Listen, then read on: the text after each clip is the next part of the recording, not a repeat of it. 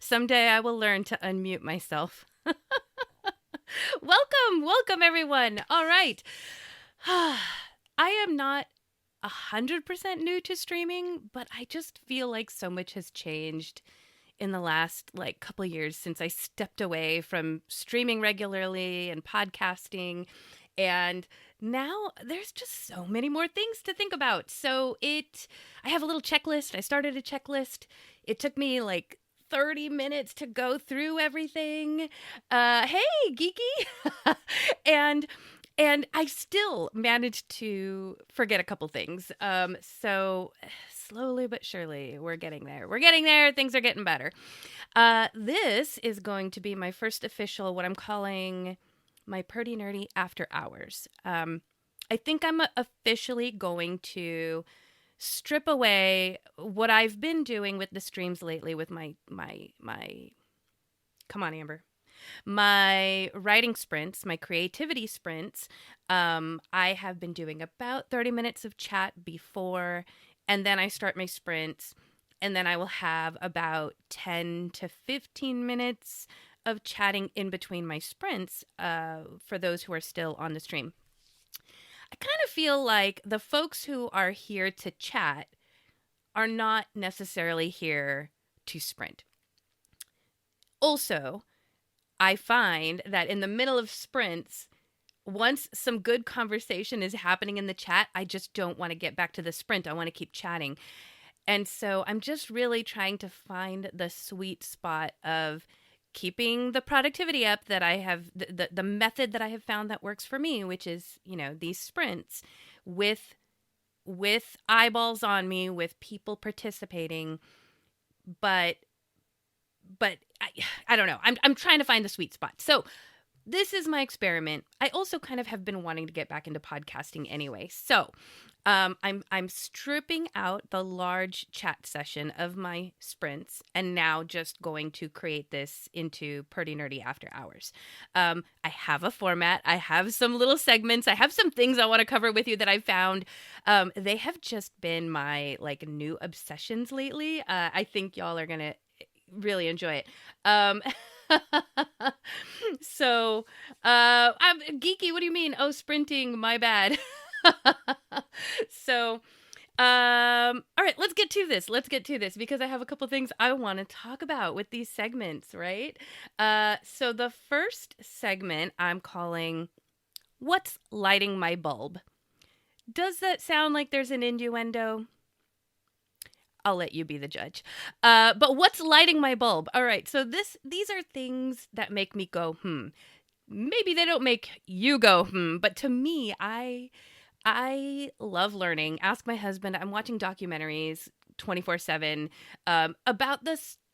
I don't want to say always the stupidest stuff. Some of it's really serious and dark or history, but documentaries. I just love learning. I love finding aha moments. I love, lighting my bulb, man.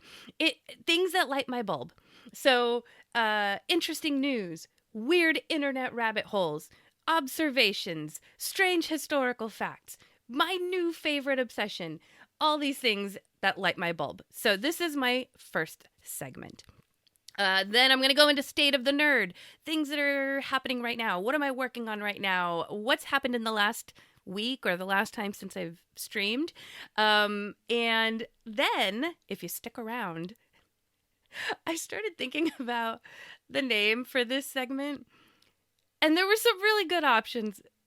Essentially, the segment is going to be, I've done this on a few... I've done this at a few conventions where I run workshops about world building and how to create an adventure in under 30 minutes.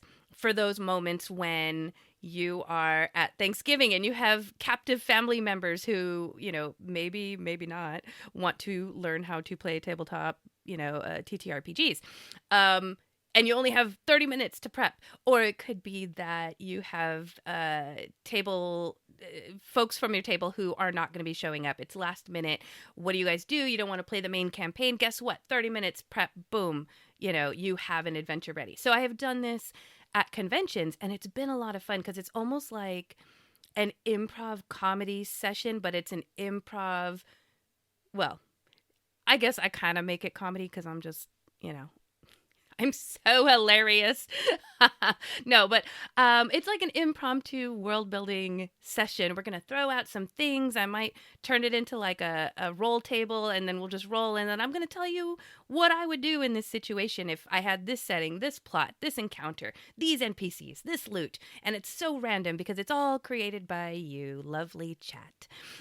So I was struggling on what to call this segment, and I landed on ad hoc hooey because I don't know, the name just gives me joy.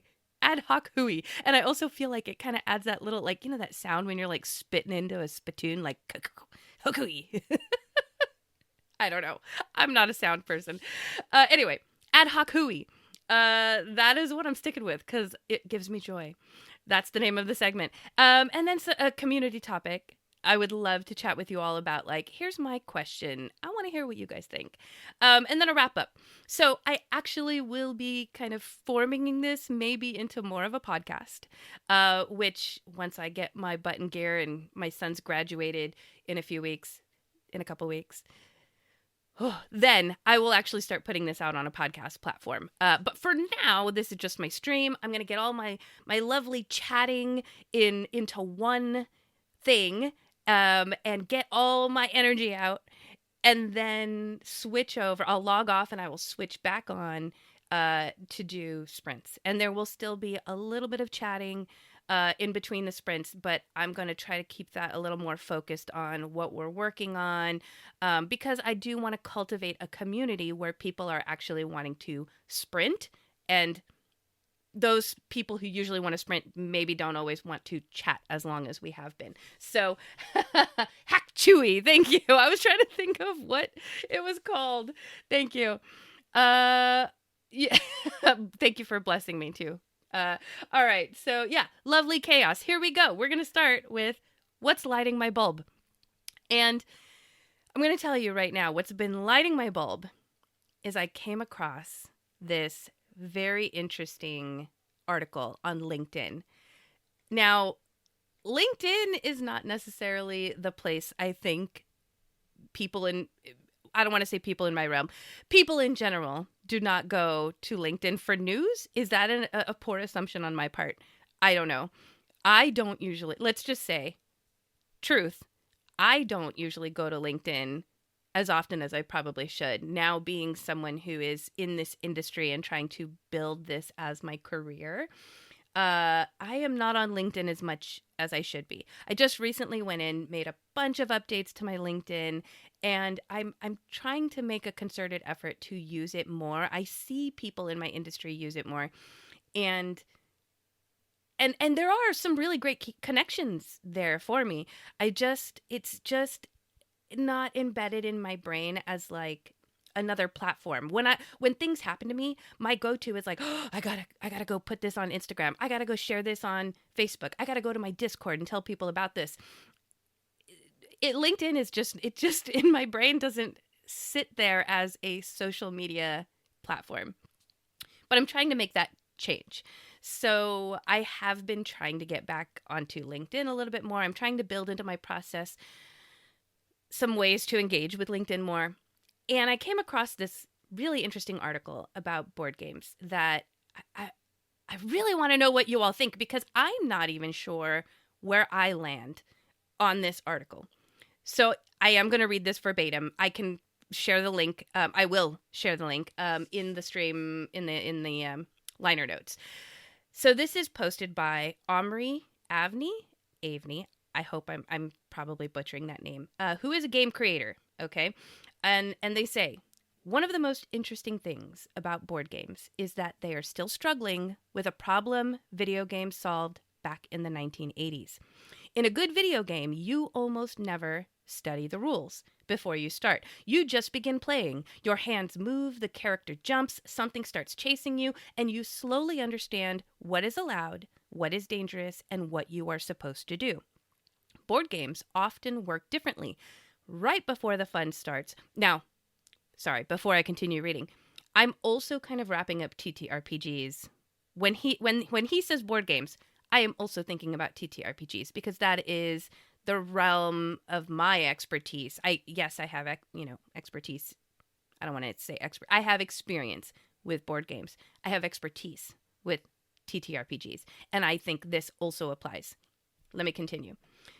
Board games often work differently. Right before the fun starts, the experience suddenly stops for a rule book, a 40-minute tutorial video, a friend saying, "It sounds complicated, but it's actually simple. Here, let me show you."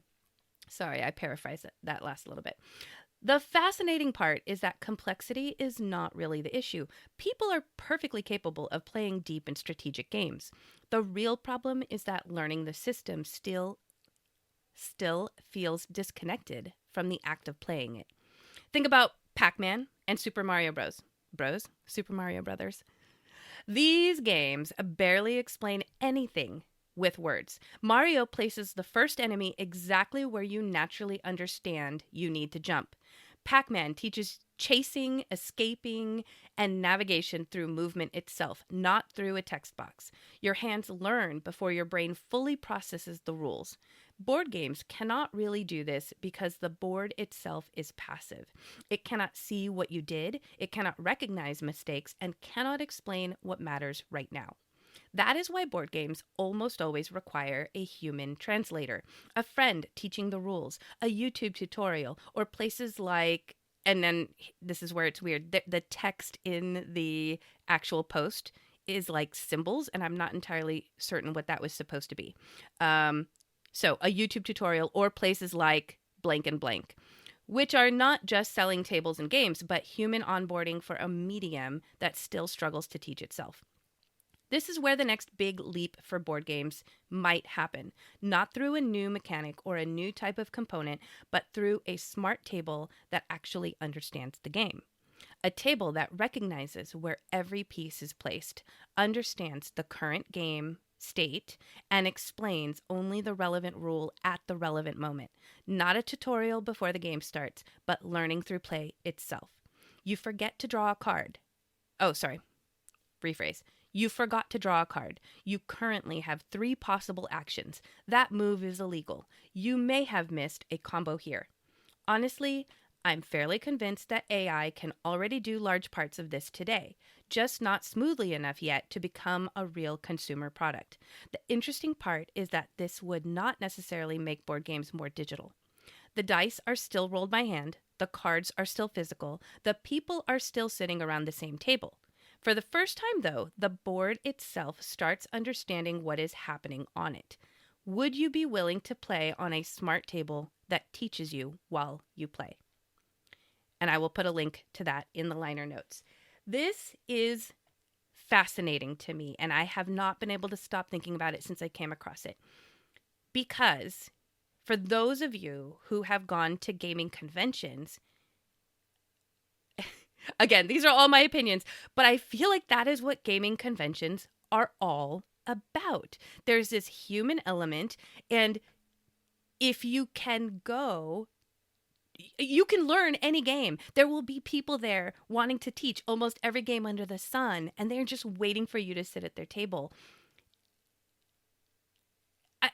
So there's this one side. I should have probably, it's blowing my brain right now, but like I should have probably organized my thoughts about this a little bit better to share. But there's a side to this where that is an element of board gaming, is the human element and someone sitting there and showing you how to play. However, I will tell you, and even from personal experience, there is a barrier to board gaming in that I know for a fact there are people in my life who would love to play, I don't know, Settlers of Catan is a bad example, but that's the one that's coming to my brain right now. They would love to play Settlers of Catan. They sit down and all of a sudden they open the box and there's a million pieces and, you know, a big giant rule book. And they're intimidated. And it's like, why? I don't have time for this, you know? And so then they don't play. But if they could just, if you've ever been to a gaming convention, you can learn that game in like 5 seconds flat with a friend just showing you physically and explaining to you how the game works or in the game. It's not a difficult game at all. But there is such a barrier to board games, especially some of the best board games out there, because people are intimidated by learning how to play. But I know if they just had that opportunity to learn how to play, they would love it. And I think it would be such an explosion for the board game, the gaming industry, the tabletop industry, if there was a way to break through that barrier. So I am very torn and on the fence about this, because also on the other side, there is a mention in the article of AI. Where was it? Ooh, I'm going to find it. There was a mention of it, I'm sure. But it begins to start sounding like we're inviting AI. We're creating this smart table so that at a moment's notice, you have a guide through your game. And I'm really torn. I'm really torn because AI's here. You can't put it back in the box. It's here to stay. We have, as a society, the burden is on us to figure out how best to use it, how to use it ethically, and how it will fit in society. And I just don't know how I feel about something like this, because I love the tabletop industry and I want it to continue to flourish. And I can see this being something that could be very helpful and to the industry. I just don't know. So that's what's lighting my bulb right now, is I have been thinking about this article ever since I read it. Also, when I send the link to the article, I want to kind of cover a few comments that have been made on this article already. Oh boy. Let's see. Oh boy, it looks very high tech. Oh boy. Okay, of course I did not prepare this in advance. I highly suggest y'all to go check out this article in its entirety with the comments, because there are people who have made very insightful comments on either side of this.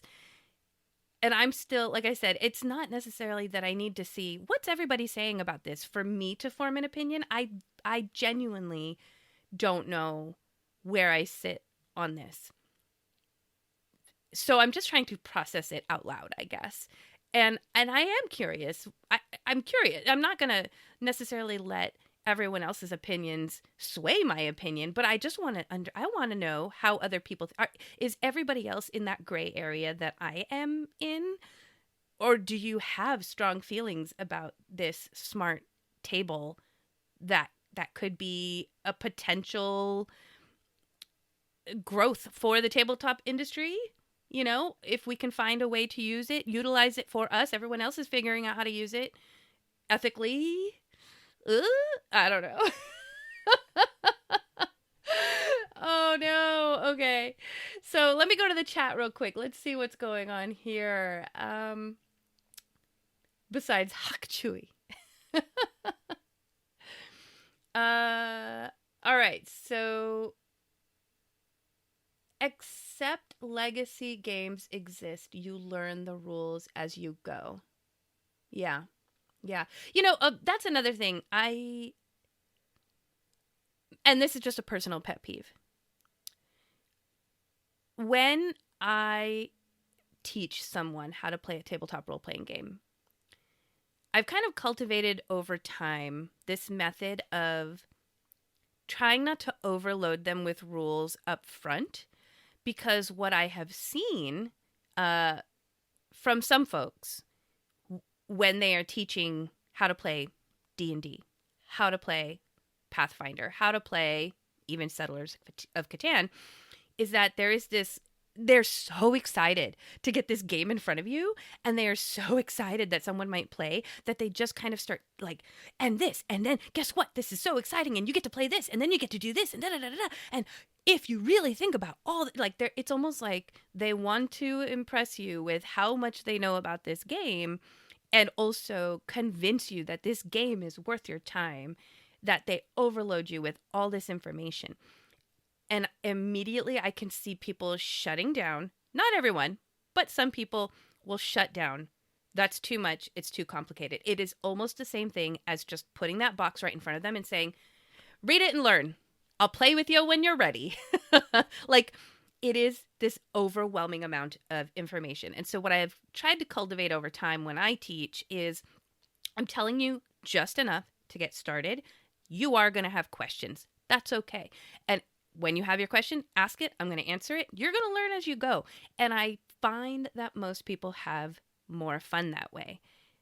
And now that I've read this article, I think it's because that is similar to video games, where you just get in and you learn as you go. You start off in a safer environment where there's less stakes, and then so you can make mistakes and you can talk out loud and you can strategize, with friends and learn. And then the better you get, the stakes become higher. So yes, I don't know why I went on that tangent. This is where the problem is with lighting my bulb, is my bulb just goes, and I'm going to word vomit on you all. All right, let's see. Back to the chat. This all started with the chat because someone made a comment. Indeed, those are great if you can afford to go. That is a great point with conventions. It does, again, not necessarily a barrier to entry, but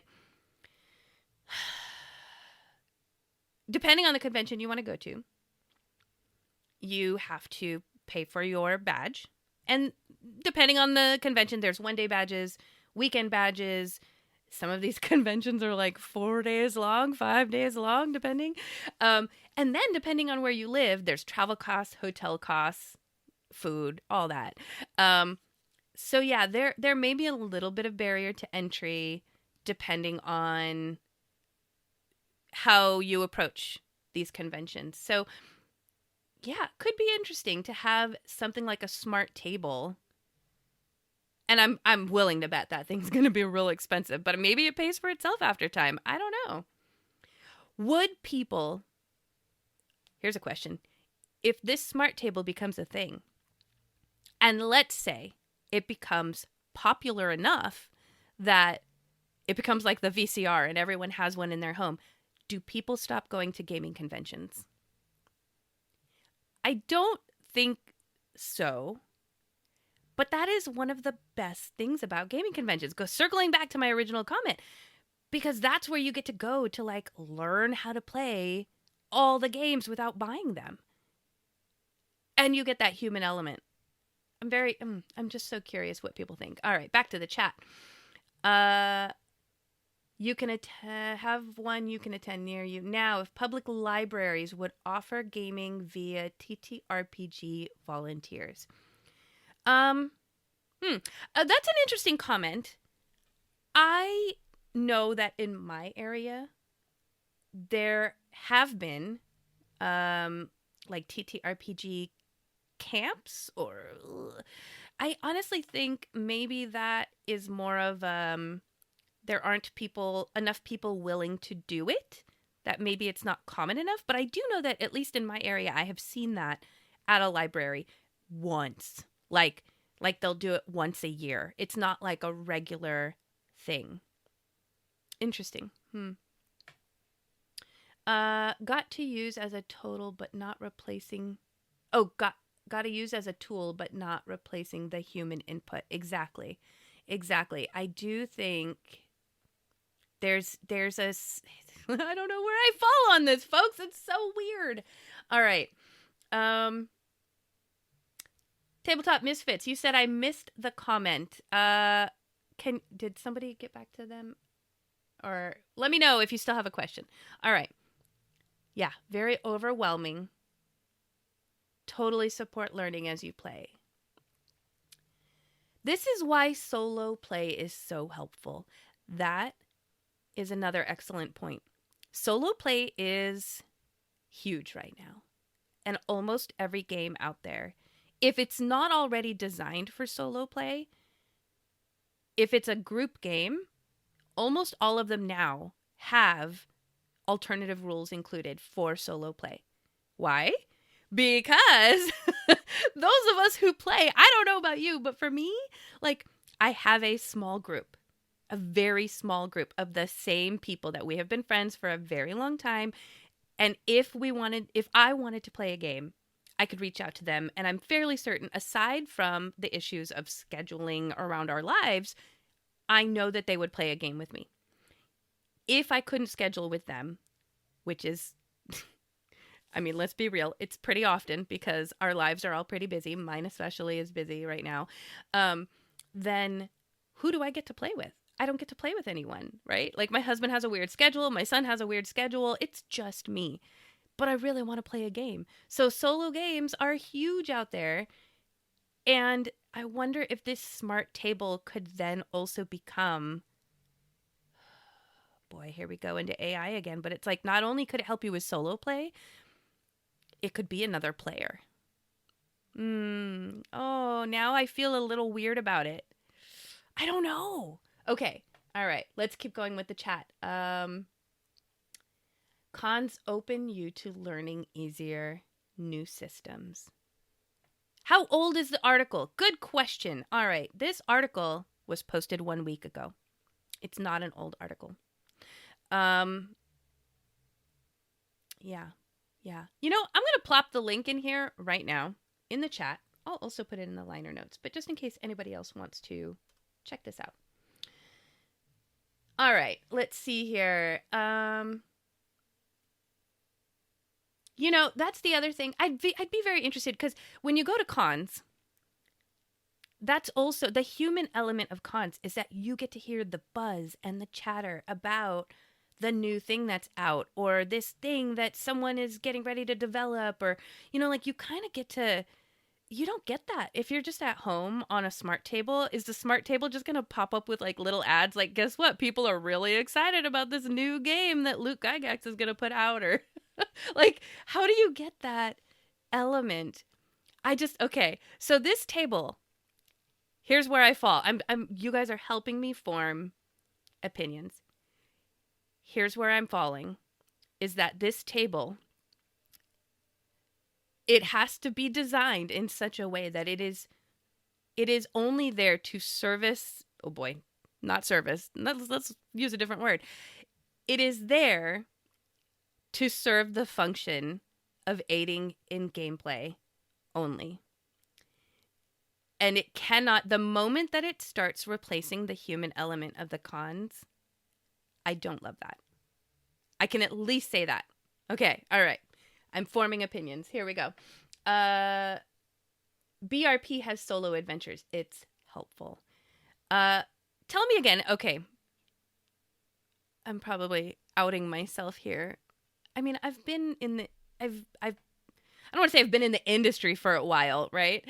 Can someone tell me what BRP is? Because I kind of know. And I could look this up. I could. You don't have to tell me. But if you can just explain it in one sentence, because I've heard a few of my friends mention it. I have not yet. And like I said, I kind of understand what it is. I want to know, like, what does it stand for? 1. And 2, I think it's a system. I think it's related to, like, Chaosium.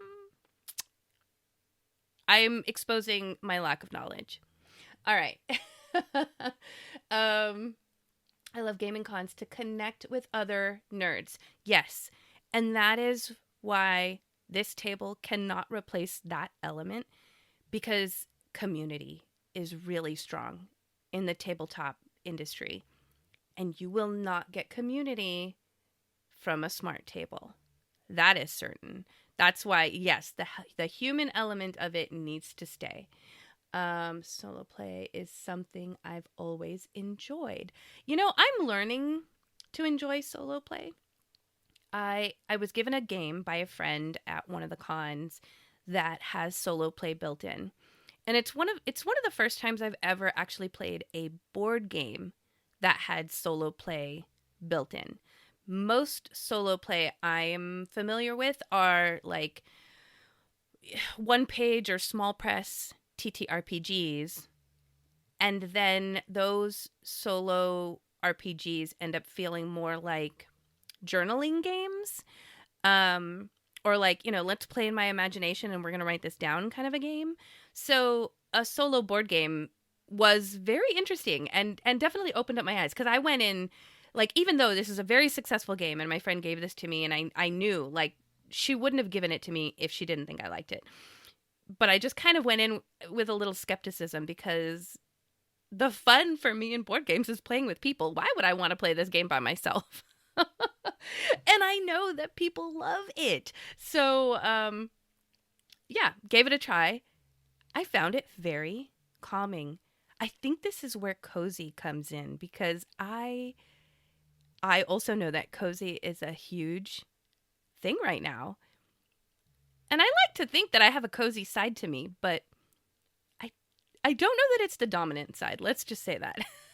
So it was nice to kind of dip into like this cozy, just sitting here playing this game all by myself, and it was great. It was a great time. All right, moving on. Boy, I gotta move faster because I still have other segments. I'm stuck not playing in person, but both will always exist. Hey Doc, how you doing? All right, let's see. What else?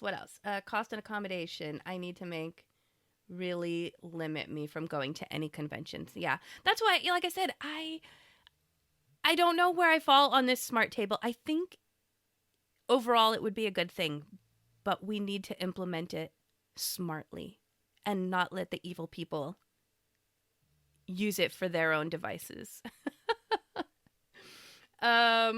This fights the idea of things like, all right. Uh-oh. Oh, there's the link that I posted. I'm like, what is this big block of text? Oh my gosh. I mainly play online these days, so playing solo definitely can fill in some gaps for those who need that hit. Okay.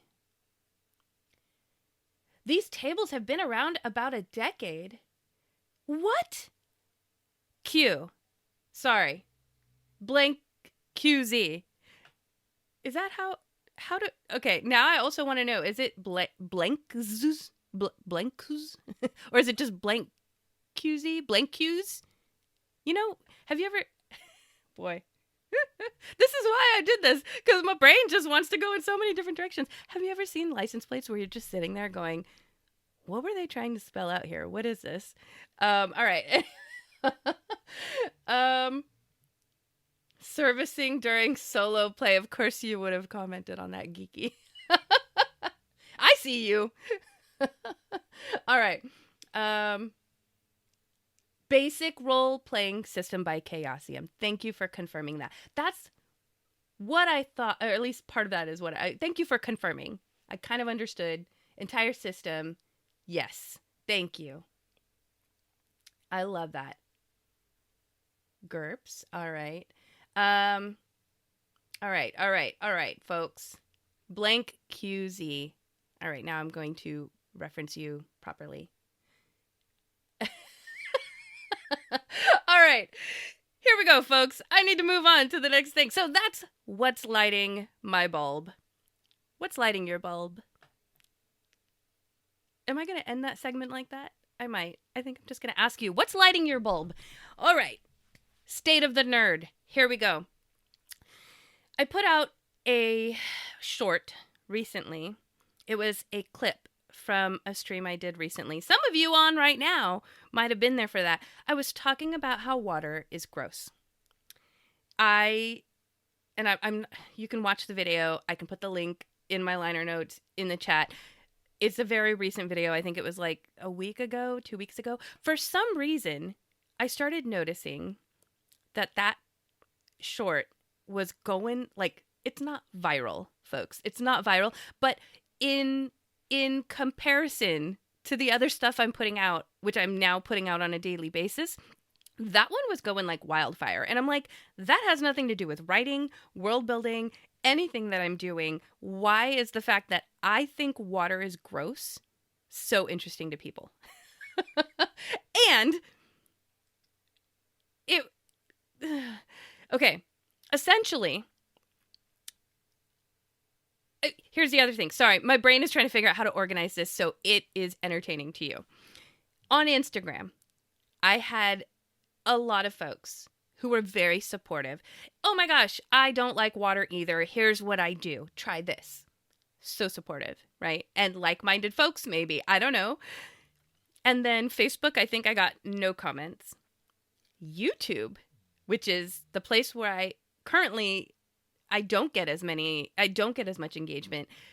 All of a sudden, YouTube is likening the fact that for me to say water is gross is about it's equivalent to me saying then I am having first world problems, and that I have no understanding that there are places in the world where people just don't have water. That's what they're equating it to. Me saying water is gross is me saying, well, I just don't understand the world's problems. I should be drinking water because there are people out there in the world who don't have water. Yeah.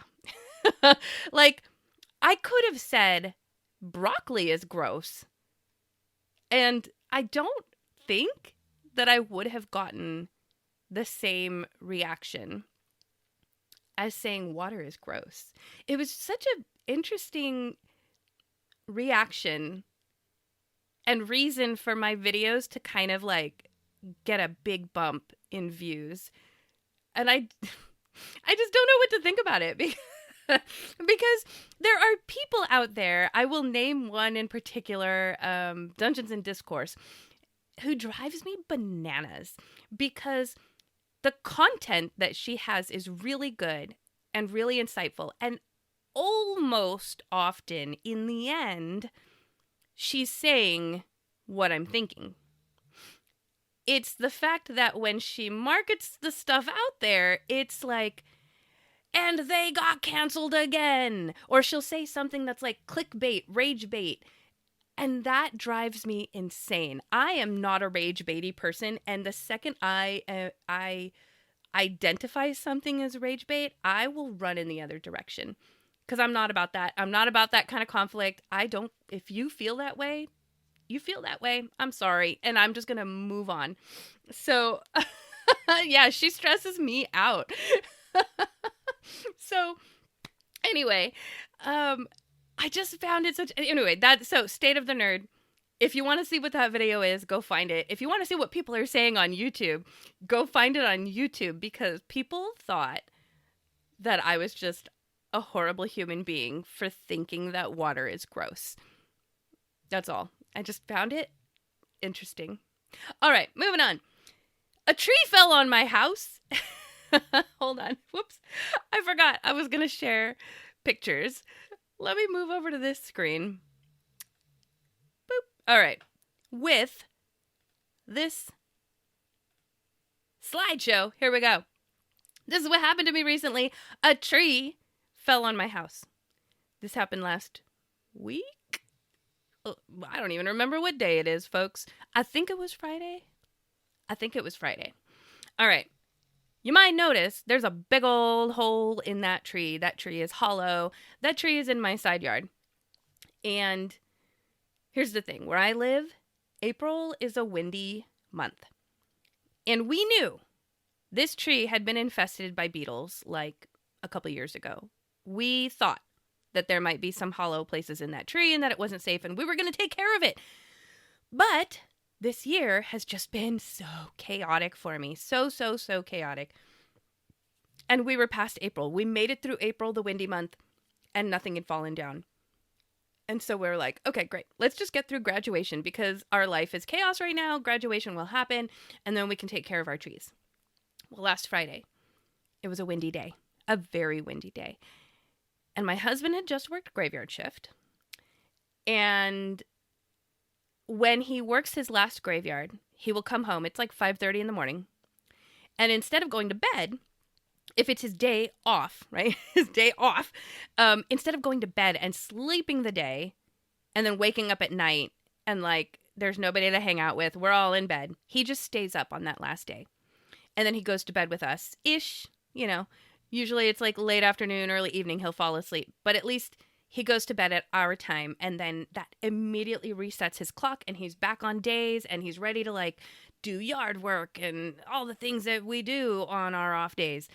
Well, he stayed up and he did yard work, and he cleaned up our entire yard. It was immaculate before this tree fell, right? This tree hadn't fallen yet.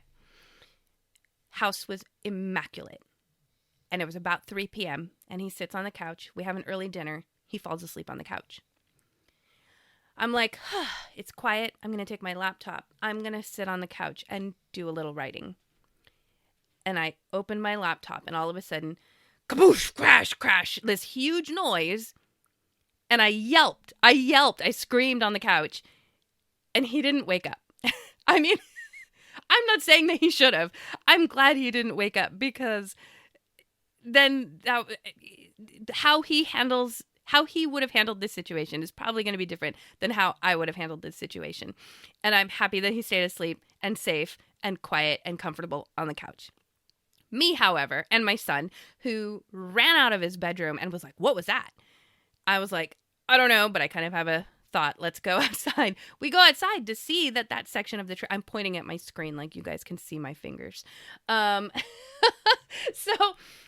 This section of the tree had fallen, right? Now, I did not have the foresight to take a before picture. So all these pictures I'm showing you are after pictures of when we had handled this situation. But that large trunk, essentially, was full of greenery, and it was on our roof. So let me see. I don't know if I have a good picture here. Essentially, what me and my son did was we came outside, saw that it was hanging off of our roof. And I don't know how to use my husband's power tools. Could I have figured it out? Probably. But in the moment of an emergency like this, all I'm seeing is I'm going to cut my fingers off if I try to figure this out right now. So handsaw it is. So me and my son got to work with some handsaws. This is probably about half of what was on our roof. The other half, let me go back to this right here. That's the other half of the greenery that was on our roof. And let me see if I added the picture here. If you can see at the top right corner of that picture, that window is my office window, the office that I am in right now. So me and my son were trying to figure out, that's not it. Me and my son were trying to figure out how are we going to use handsaws to cut off enough limbs on this thing so that the heaviest part of the tree will fall without crashing through my office window. And also, like, let's just take care of this and not have my husband wake up. Because what I was worried about is he is overtired and then going to be using a chainsaw or something. And again, my brain is like, I'm seeing fingers falling off and legs being cut off. And I don't know why my brain does that. So I just was very happy to deal with this with handsaws. Anyway, so we went to work. So a tree fell on my house. That's what happened last week. It has put me behind. So as for the rest of my state of the nerd, work that has to be done, a lot of it didn't happen this week because of this tree. And also, now next image that I had landed on, also, we had some rolling internet outages in my area. I don't know if it was related to the windy day, maybe, possibly, but they were saying they were doing internet upgrades. So it happened to fall on days where I am running 2 days worth of an online certification course. I'm not just attending it. I am running it. I have to run slides. I have to, run the behind the scenes tech, all this stuff. And then I get a less than 24-hour notice from my internet provider that, guess what, we're doing service. So figure it out. So I had to work at a Starbucks, which again also put me behind. So state of the nerd is that work hasn't happened much, but I have been handling shit like a boss. I think I'll say that. So that's what else? Oh no, I didn't prep a picture for you, but I'll put a link. I'll put a link in the liner notes. All right, so before I share this next state of the nerd, let me just check this out real quick. trying out power tools during emergencies isn't recommended.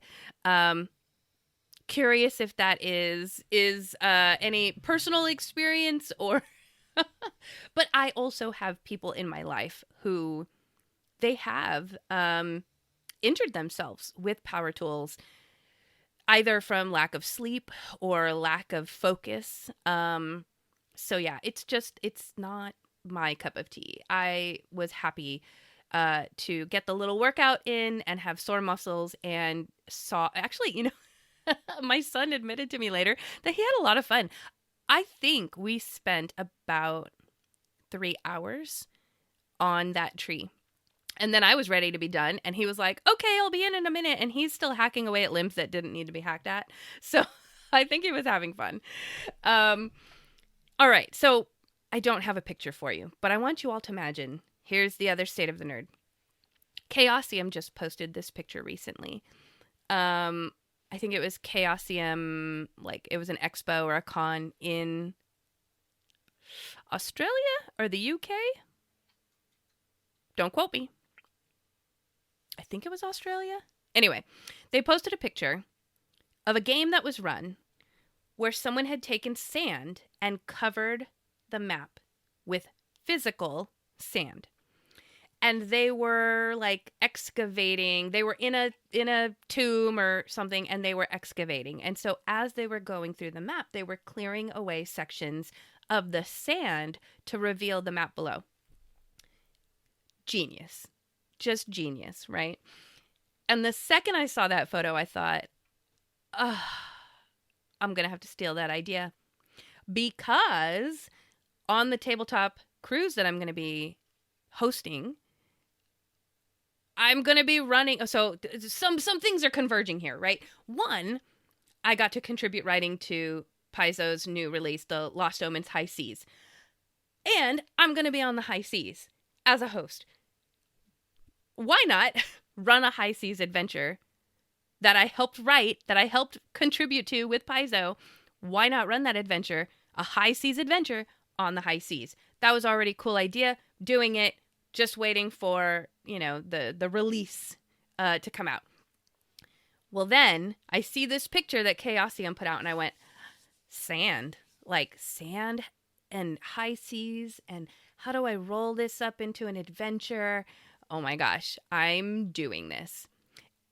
And if you've ever played with kinetic sand, like, it is the coolest, weirdest thing. It's like Play-Doh, but sand. It doesn't get everywhere. It's easy to clean up. So my plan for the tabletop cruise, which you'll see in the chat, there's a little discount for you if you purchase with my code AMBER150, AMBER 150. You will get $150 off this cruise. And I'll be running this game. So that's about all I can tell you right now is there's some wheels turning in the background. I ran it by Paizo, and I let them know, hey, since I saw this picture, I'm going to do this with the Lost Omens game. And they were super excited about it.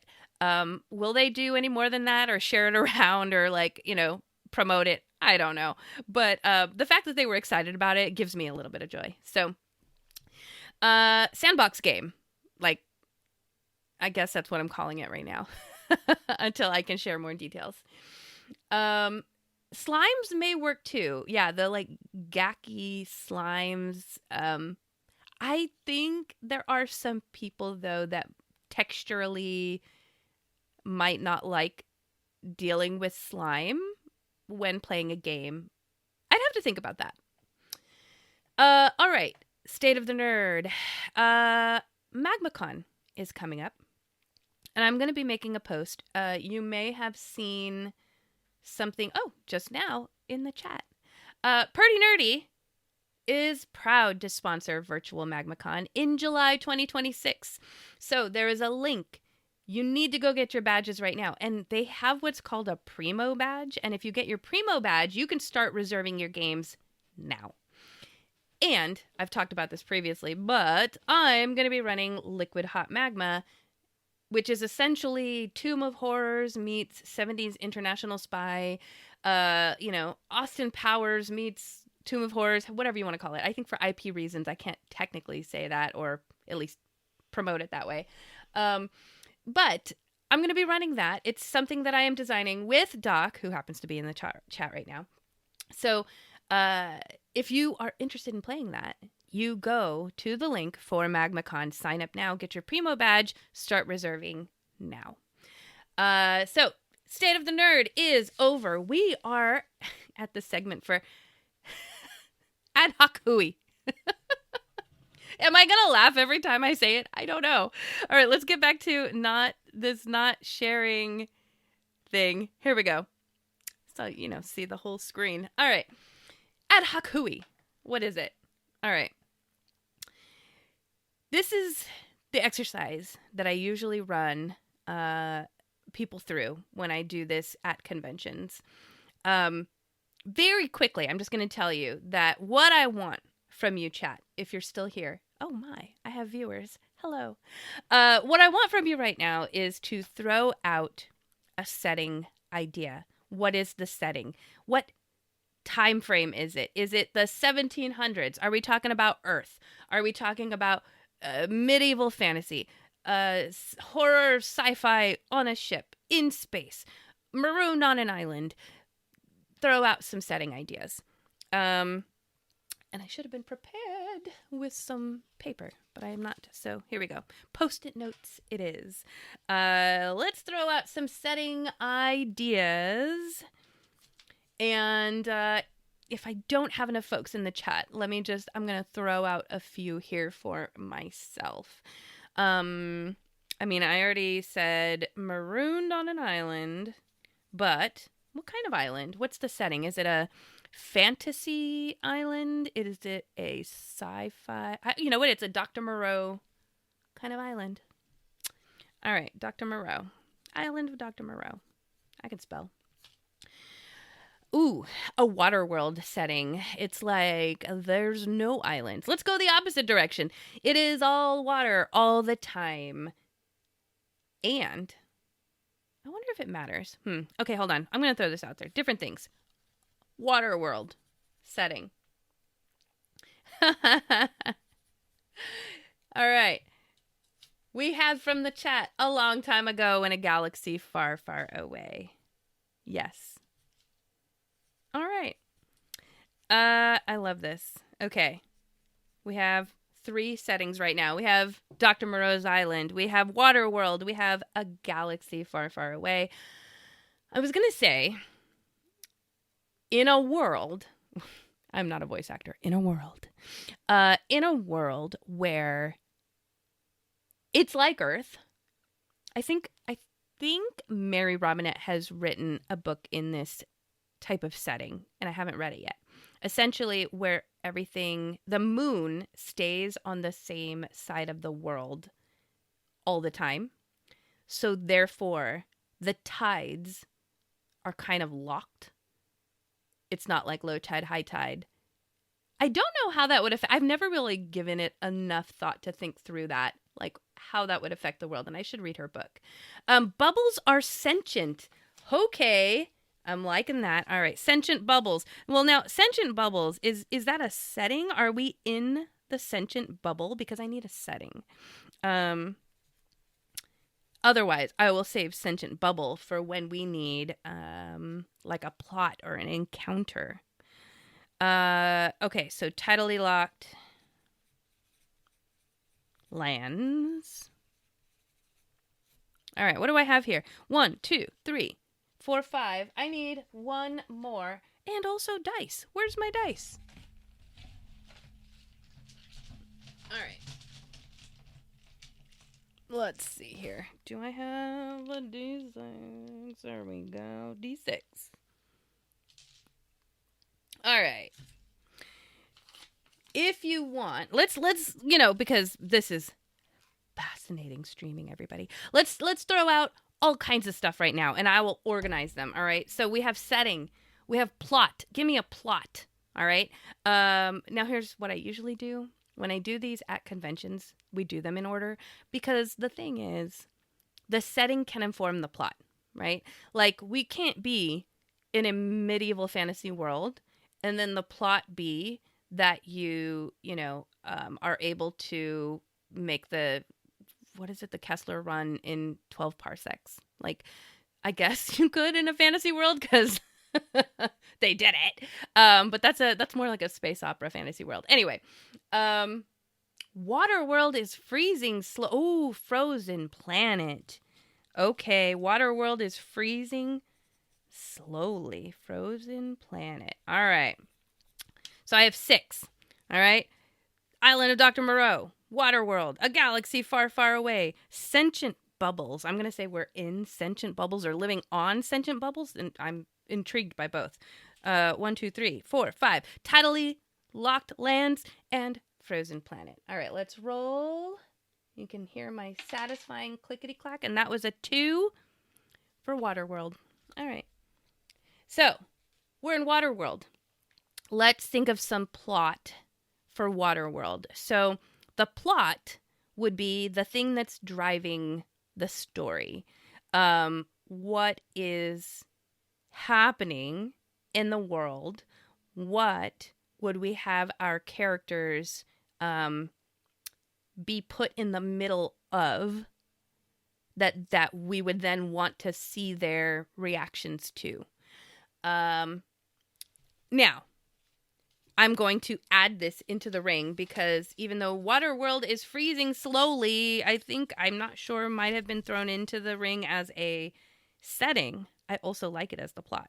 So we're in Waterworld and it's freezing slowly. Oh no.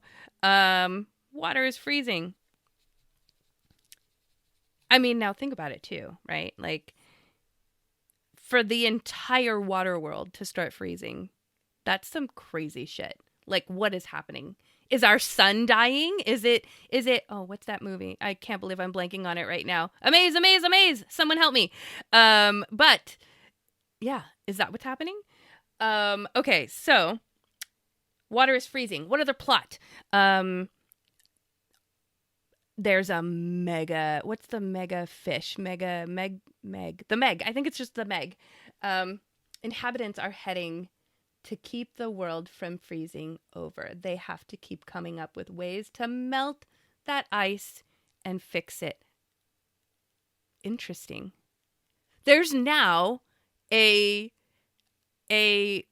not market. What's the word I'm thinking of? There is an industry for people who melt ice 24/7 in order to maintain the balance of unfrozen water. I mean, I'm throwing it in there. It has to go in the ring. Actually, you know what? This is my show. I'm making the rules. I like it. We're keeping it. I'm not rolling. That's it. All right. So water's freezing. There's an industry to melt constantly. What does that do to the world? What does that do to the world? I mean, and I wonder, that must be a dangerous job if you think about it. I mean, you are surrounded by ice that you are melting, and also there's like water underneath you. You're like on bergs that you're melting. You could cause like cave-ins, structural issues, flash floods, quote unquote, like in your area. Like, I'm not entirely certain how the physics of it works. That's the one thing I really struggle with, folks, is thinking about kind of the effect that affects the effect of the next effect, and really thinking through these down to the finish line. I do kind of struggle with the reality of it a little bit. This is a great exercise for me, and I love thinking of these things because here's the whole point of this ad hoc hui, is that hopefully it gives you an idea for a game, for a session, for a book, for something that you're working on. And for me, I get to like lift. So I don't want to lift a phrase that another podcast takes, but I want to work my brain out on a regular and start thinking about these things more. All right. Breaking the ice from below. They're living in the water and trying to keep the crust open. Okay, they're trying to keep the crust. Now, here's what I'm going to start thinking about, all right? There is an industry that is constantly trying to melt this ice trying to keep that crust open. But what if there is some danger lurking beneath, right? The Earth or planet is now all water, and because of that, something has been released. A dark or a big creature, evil, whatever. It's probably not evil if I'm thinking about this realistically. It's probably some massive creature that just has, like, is hungry, or for whatever reason, it's going to do a lot of damage. They want to keep it contained. So maybe there is a hidden sector of folks who want that crust to close. That is the only way we will be safe from this entity, is that has to close so that it cannot come up here to the surface to us. I'm very intrigued by that. Evil plankton horde. I love world building so much. The visual image, firstly, I don't watch SpongeBob, but I think I know that there is a plankton. Am I making that up? Is there a plankton character? I'm like probably the only person that doesn't watch SpongeBob. But so I kind of started envisioning like a cartoon evil plankton horde before I was envisioning like a realistic evil plankton horde. Oh, he's the bad guy. Wonderful. That's great. All right, so let's see. We've talked about setting. We kind of have a plot, a milieu, if you will. An encounter, at least one. We're already throwing out evil plankton horde. Like, what does that even look like? I mean, plankton in real life, right, is like small. I'm now almost imagining like a plankton version of nanobots. Could you imagine if there was just so much plankton that it like could form into like a formless shape that's sentient? You know what we haven't thrown in here too is the sentient bubbles. I really want to throw those sentient bubbles in here somewhere. Like, what if it's an evolved form? There's good plankton and bad plankton, and the good plankton actually form like bubbles that can help people who find their way down underwater, and somehow they produce oxygen. I'm really starting to go into fantasy here, aren't I? But the evil plankton horde could be like a nanobot type horde that just forms some blob of thing, and it's made out of plankton. Am I too on the nose with this? Let me think about some other things. So we've got setting, we've kind of got plot. Looking for an encounter, looking for some NPCs or people who live in this world, and some loot or treasure. All right, so put your thinking hats on. Let's stretch our brains. I'm just going to start like word vomiting, association, whatever, because this is what I do. This is what I do internally, and y'all get to see its external gloriousness. Also, I'm going to take a drink of water real quick. No one has submitted that, but I'm going to. I have my Drink Me cup today. I'm trying to hold it up in front of the camera. With caffeinated water, because it tastes like mango and doesn't taste like water. All right. Let's see. My brain cannot get off of this evil plankton horde, or it's going to be like a massive underwater Cthulhu Godzilla type creature that comes out from the surface and is like, now that I'm thinking about it. See, like I said, could be a game, could be a story, but how awesome would it be if, because I keep thinking of Godzilla, and like there's mythos where Godzilla's like, I'm going to trample the city, and it's evil, and not necessarily evil, but just not good. And then there's the good Godzilla, which is like, but I'm here to save humankind, and I'm just misunderstood.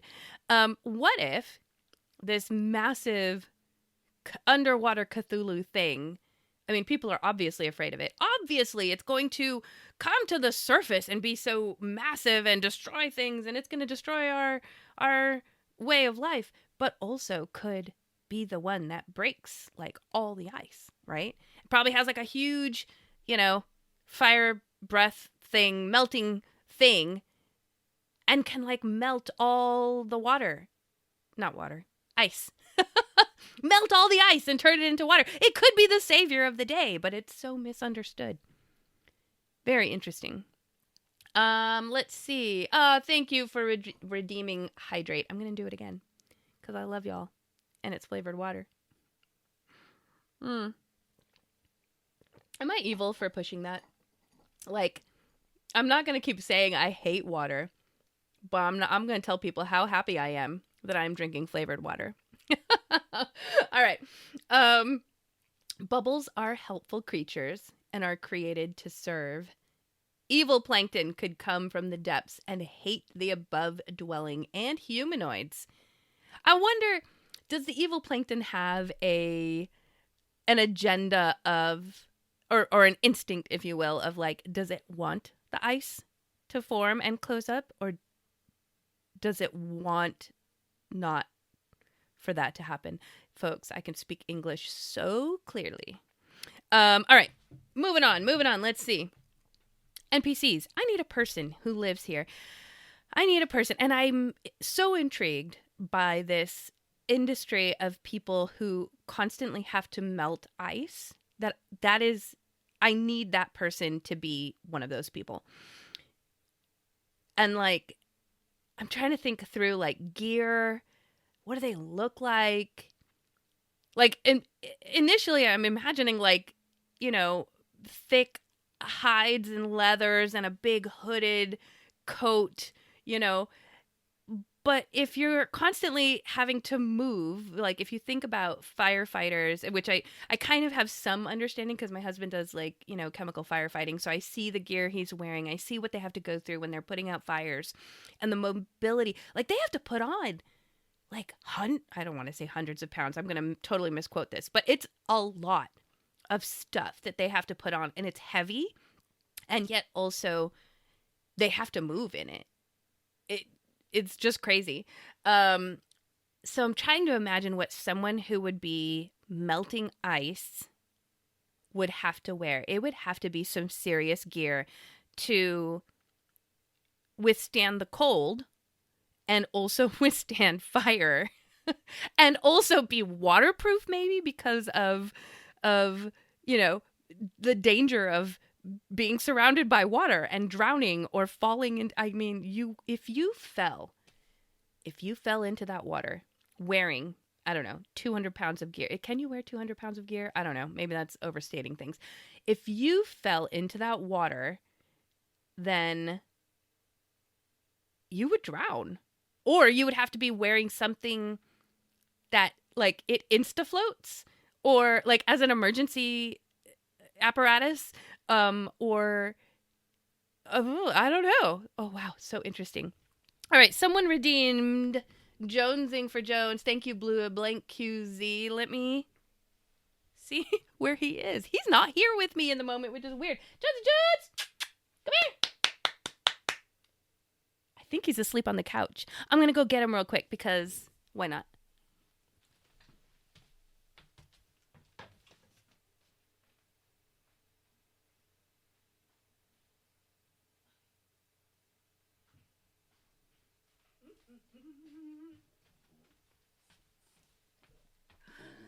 Oh my goodness, people paid good nerdy points to see you. And now I gotta get my headphones on. Hold on. Okay. Oh my goodness. Do you want to say hi to everybody? Do you want to say hi? Okay, he's like, Mama, you woke me up. Say hi. Hi, everybody. We got to go on a walk with a new dog walker this morning, right? And she was so nice, and she took them on a big, long walk today. So he's super tired, which, you know, I try to make sure he's tired for these streams so that he's not in my way. And then also I feel bad that he's so tired he doesn't want to be on the stream.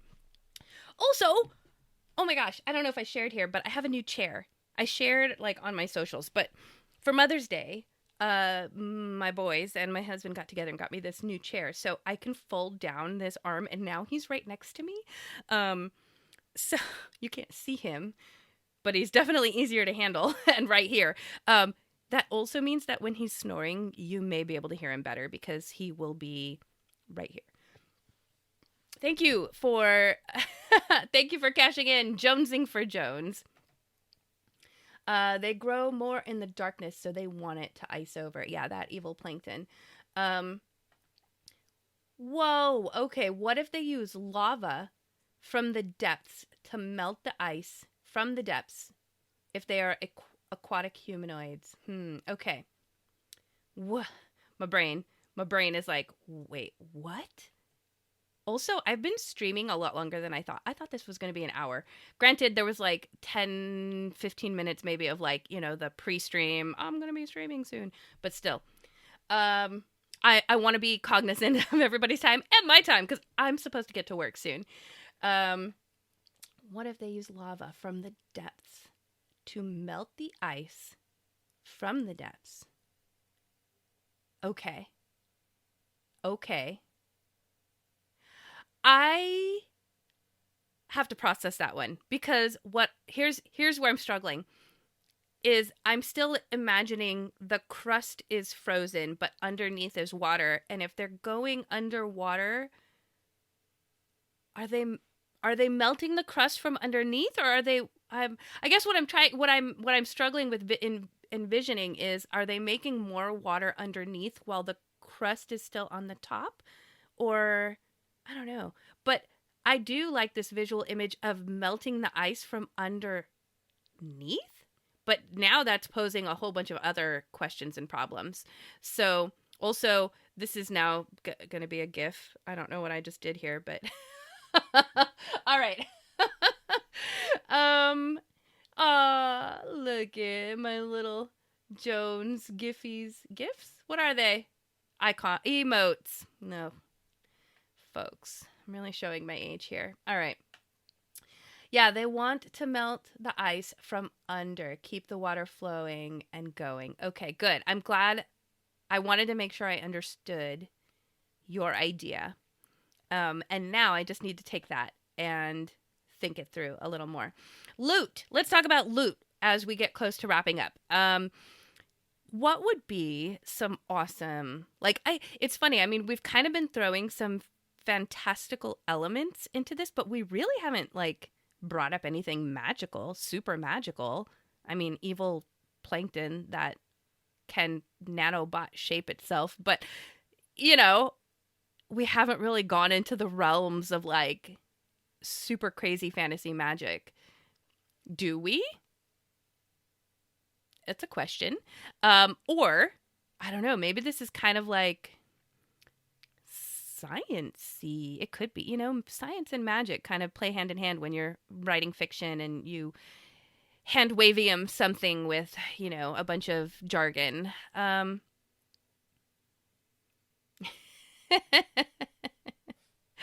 It's making me smile so much that people are using my Jones emotes. I can't wait to make more of them. And now that I'm learning how to do them better, I think they'll be more easily recognizable. All right. Loot. Focus. Okay. What would be some cool stuff? Obviously, something that magically just keeps you warm all the time, right? But that's got to be standard. In a world like this, that's got to be standard. That's not magical. That's everyday. You can get that at the gas station. What would be something really cool? I'm thinking. I almost feel depending on how far, how long has the world been living with this? Because if it's been a long time, is it like Waterworld where now there's mutations happening and people are adapting to the environment? Because then depending where they are in the stage of that, it could be like Waterworld and you could be Kevin Costner and whoa, that is weird and cool and magical and unique. Or is it like, oh, everybody has fins now. Everybody has gills. It's been long enough, right? Like that's just a Tuesday. Then that's not very magical either. I think I think I don't know. My brain is really kind of struggling on this one. I'll tell you where my brain is going and why I'm struggling, because the first thoughts that come into my brain, I feel like I'm immediately shutting them down. Let me give you a little insight into my wacky brain. I started thinking of something about rainbows, because like water and mist and like the skies, like everything feels like we've been kind of focusing down, focusing under the crust, down into the earth.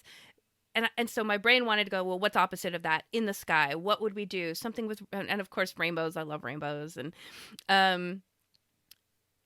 not that it's a power, but like, then I was like, okay, so like shooting mist into the air.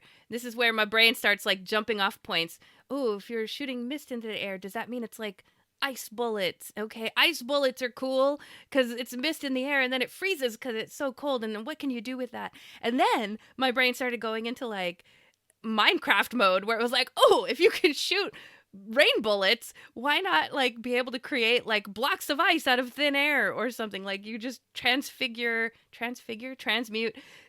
blocks of water that you can just like fly up into the air, and now you have a block of ice in the air. And then my brain starts going, well, then those are like weapons. Those are weapons of mass destruction. If you can just chunk a big chunk of water, imagine the size of a house, into the air, and then it freezes and then it just falls. So my brain is going into some weird areas. How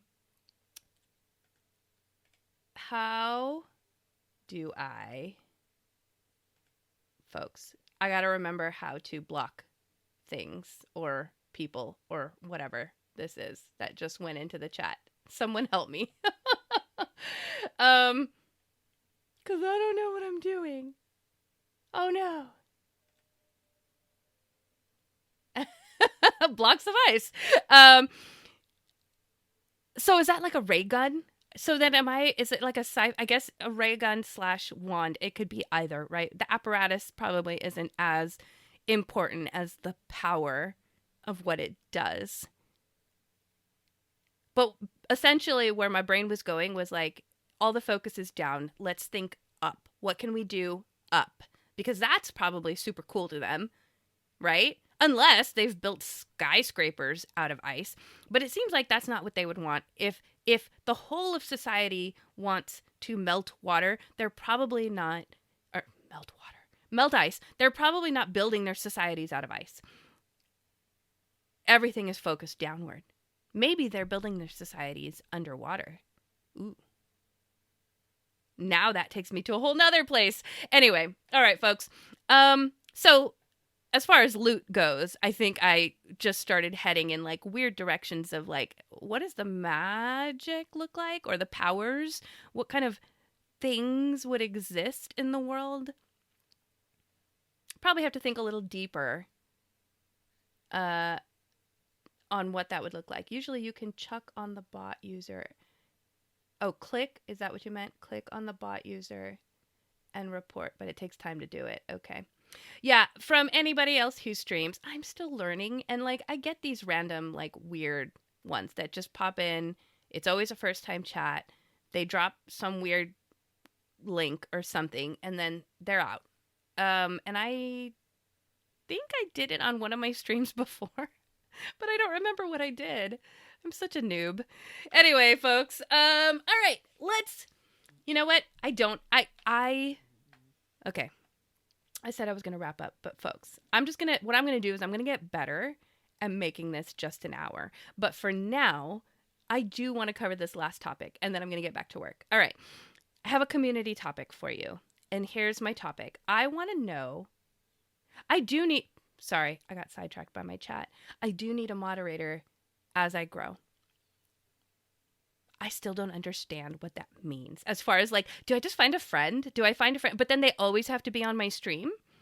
And do they just join me on my stream and then I like make them a moderator, or like we're going to talk on the side because I'm such a noob and I need to understand how to do this. I'm shaking my finger at you because I'm like an old lady.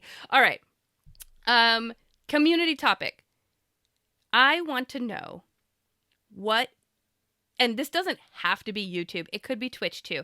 And I'm not fishing for compliments here. I genuinely want to know what your favorite, like not favorite, what YouTube channel or Twitch channel, if it's a Twitch, what channel are you currently obsessing over? Like you came across one video and all of a sudden you went down their rabbit hole of their videos. I want to know what that is. Whether that's like, you know, oh man, I'm just learning how to fish and I came across this channel and now I can't stop watching this guy's fishing videos, or whatever it is. And the reason why I want to know this is I'm going to share this in the chat as well. Copy link. I came across this channel and I'm obsessed. I cannot stop watching her videos. The channel is called Hidden Rabbits. And I'm still like I'm only in like the first few videos, but I guarantee you every free moment I have to watch videos right now, I have been watching her.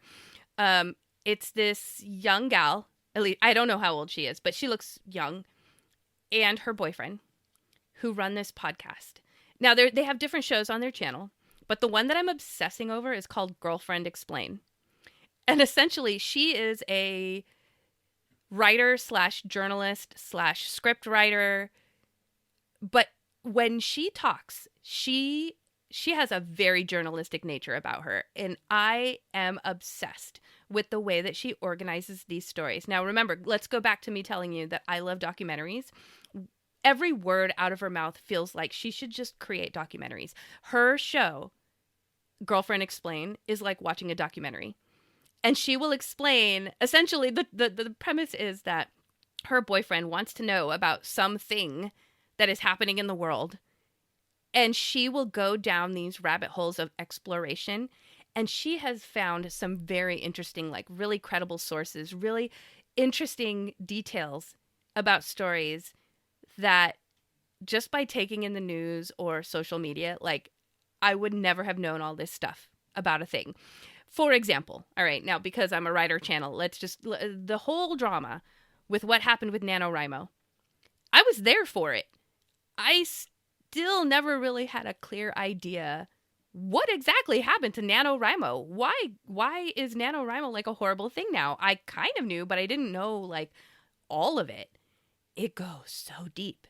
And you watch her channel and she just presents everything in such, I mean, it's like watching, I don't even know how to explain it. I don't even know. I want to say it's like watching a train wreck, but she's not a train wreck. She makes the train wreck feel like a movie. Just fascinating. Anyway, so that is my current channel obsession because I can't get enough of her. I love her wittiness. She's got some spice to her. I really love that. And they're as a couple, they just have a great podcasting dynamic.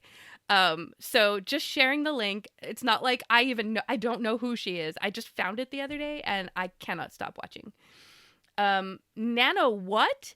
Okay. NaNoWriMo, National Novel Writing Month, was always in November.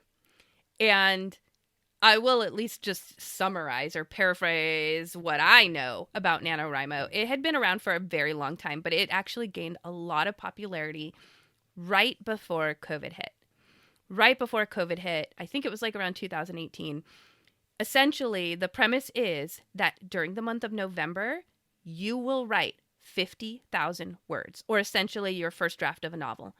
And so almost all writers I know, they will outline and set everything up, and then the day November hits, they're typing, and word counts are shared every day, every hour.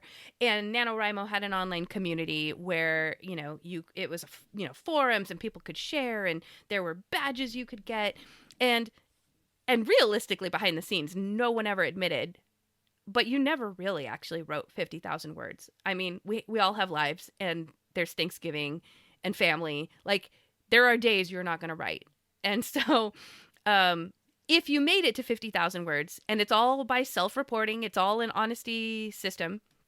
If you made it to 50,000 words and you reported it on their site, they would give you like a t-shirt and a badge and things like that. So it was all about community, and it was a lot of fun. And it all started from just a few people who would be like, hey, I really want to finally write this novel. Let's get together every day in this coffee shop and we're going to write together. That's how it started. And then it ended in disaster. And I'll just leave it at that. Disaster. NaNoWriMo is no longer a thing. And I don't know anybody who will ever admit, any writers who will admit during November that they are participating in NaNoWriMo. Now, in November, there are all kinds of writing challenges or, however they want to title it, but no longer NaNoWriMo. So that was the rabbit hole that got me interested. I have been going down these little like rabbit holes of my life of like, oh, this happened in my lifetime, but I never really understood what that was about. Let me learn about it. That's kind of my obsession right now. And so I found this channel and I love her. And now I'm just absorbing and devouring everything that she puts out. So if you have a current channel obsession, I would love to hear about it and why you are obsessing over it, because even if it's about fishing or like I'm saying something that is mundane to me, but it could be fascinating to you. And then if it's fascinating to you, I want to know why, because I get fascinated over what other people are fascinated by. I'm just fascinated by the world. So, all right, folks, I got to wrap this up because I got to do some writing sprints and I got to get productive. So, encouragement of the day. I just blanked out there for a second. I was like, what am I going to tell you? I do this all the time. And I was like, what do I want to tell you? Based off of this episode, I'm going to say that the encouragement of the day is that if there's something that happened in your lifetime that you never really understood the full impact of what happened, I urge you to go to the interwebs, to the library, to your grandma, whatever, and find out what actually happened. Because I find that as you get older, your perspective on things and how you understand them are so different. And I have just enjoyed this season of my life, like relearning some of the things that I experienced in one way as a youth, or even not as a youth, but as a younger adult, and how I experience it now. That's my encouragement of the day. Thank you all for joining me. Yeah, let's do this real quick. I really enjoy Mystery Quest and the way they play indie TTRPGs and run their games. I don't even know what Mystery Quest is. So now that's the thing where I'm like, what is this? I'm going to look into it. It's going to be a rabbit hole for me, and I'm going to find it very intriguing. All right, folks, I'm going to let you all go. I'm going to log off this stream, and then I'm going to start another stream where I am sprinting. There will be minimum amount of chatter, and then I'm going to get to work. If y'all want to join me, I encourage you to come back. Otherwise, thank you for joining me for the chat. I will have another Perty Nerdy After Hours. Probably, I don't know how often I'm going to do this. I originally imagined I would do it every time I stream. But if I'm doing writing sprints on a daily, I may not always have as much content to talk about. I think because this is the first one, there was just a lot. I had a lot of stuff I wanted to get off my chest and share with you. So we'll see. We'll see. I don't know when the next one's going to be, but it's going to be sometime, and I'll tell you all about it. All right. Thank you, everyone. I appreciate you. Have a wonderful day. I will see you soon in a writing sprint.